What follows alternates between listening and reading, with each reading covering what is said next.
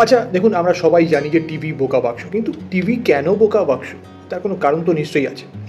Well, ১৯২৬ সালে জন লগি bear TV তো আবিষ্কার করলেন, কিন্তু ১৯৫০ সাল নাগাদ আমেরিকাতে এই কথা হতে লাগলো টিভি আর কিছু নয়, একটা বোকা বাক্স বা ইডিয়ট বক্স। তার কারণ টিভি তাদের মতে অ্যাকচুয়ালি মানুষের ইন্টেলেকচুয়াল ডিসেবিলিটি তৈরি করছে, মানুষের কগনিটিভ এবিলিটিটাকে কমিয়ে দিচ্ছে, অর্থাৎ বৌদ্ধিক বিকাশ কমে যাচ্ছে। কেন? কারণ টিভি রেসপন্সিভ নয়, টিভি একমাত্রিক, যা দেখাচ্ছে টিভির মধ্যেই সীমাবদ্ধ থাকছে, কিন্তু টিভি তো আপনার সঙ্গে এসে কথা বলছে না। এইটা সেই যুগে অনেক বড় একটা প্রশ্ন হয়ে দাঁড়ালো।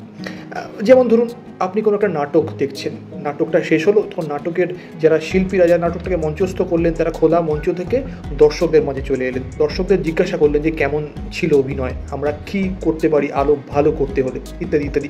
টিভিতে সেই সব অপশান পাওয়া যাচ্ছিল না। সেই সময়কার সমাজে প্রশ্ন উঠেছিল, এটা কি আদৌ কোনো সুস্থ জিনিস? এটা কি মানুষকে উন্নতির পথে নিয়ে যাবে? সেই সময় যে কন্টেন্টগুলো হতো, সেই কন্টেন্টগুলো নিয়েও প্রশ্ন উঠেছিল যে এই কন্টেন্টগুলো দেখে মানুষ নিজেকে কি উন্নতি করতে পারবে, মানুষ নিজের ইন্টেলেকচুয়াল ভ্যালুকে কি বাড়িয়ে তুলতে পারবে? এই প্রশ্ন নিয়ে কিন্তু সেই সময়কার সমাজে প্রচুর বিতর্ক ছিল। তো স্বাভাবিকভাবেই টিভি কিছু মানুষের জন্য হয়ে উঠল ইডিয়ট বক্স বা বোকা বাক্স।